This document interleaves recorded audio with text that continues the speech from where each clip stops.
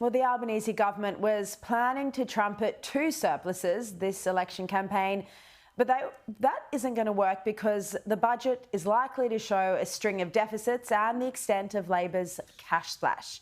For more on this, I'm joined by the Australian's contributing economics editor, Judith Sloan. Judith, great to see you again. Look, how bad are you expecting the deficits in this budget to be? Well, hello, Shari. Look, I think the deficit for this financial year is actually going to be slightly smaller than was predicted in the May budget, and my EFO for that matter, because the income tax revenue is just absolutely spurting in because of bracket creep. So we've got, as you know, low unemployment, high employment, and therefore you're getting a lot of revenue from income tax, and also commodity prices. They've softened a little bit, but they've held out. So in many ways, Jim Chalmers is the luckiest treasurer that ever there was. But he's allowed the revenue to burn a hole in his pocket, and he's spent up enormously, like over $100 billion extra in the space of 3 years. Unbelievable. We're now heading to federal government spending of $800 billion. I remember when it used to be $400 billion, so it's absolutely extraordinary.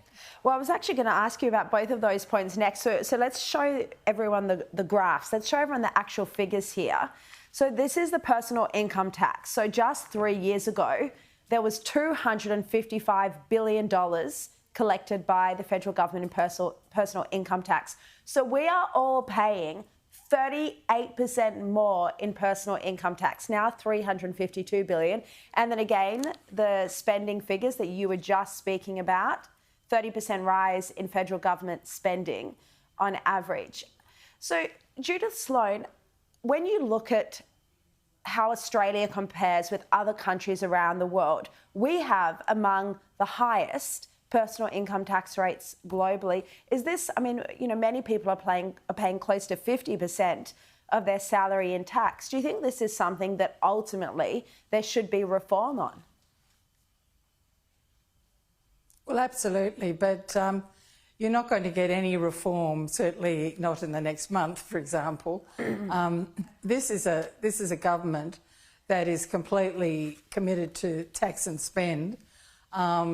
There is no notion of what you'd call fiscal responsibility or seeking to repair the budget. What will happen is that the gross and net government debt will increase. The gross debt's now sort of edging towards the $1 trillion mark. Now, it's interesting that a lot of countries are very bad at this too.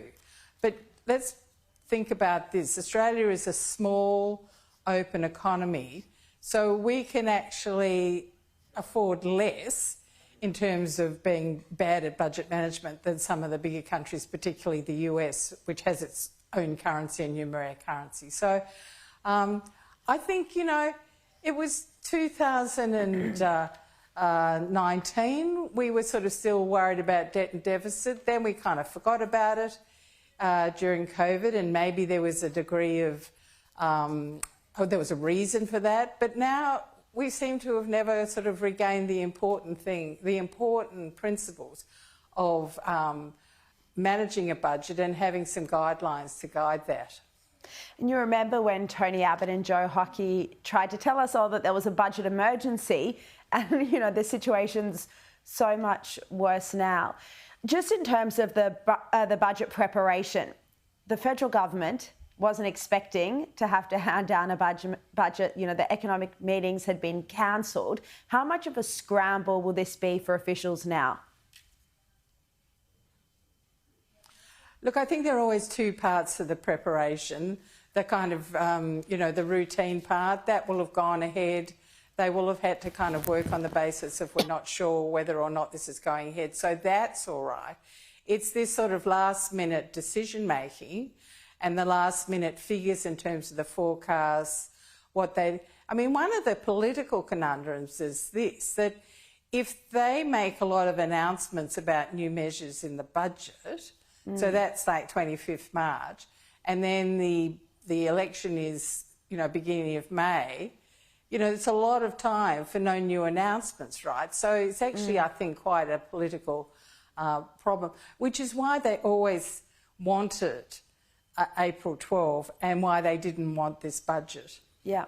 And don't forget, Shari, it also gives the opposition a bit of a time to shine too, because there's the budget and reply speech. Yeah, indeed. All right, Judith, Sloan, always appreciate your analysis. Thank you.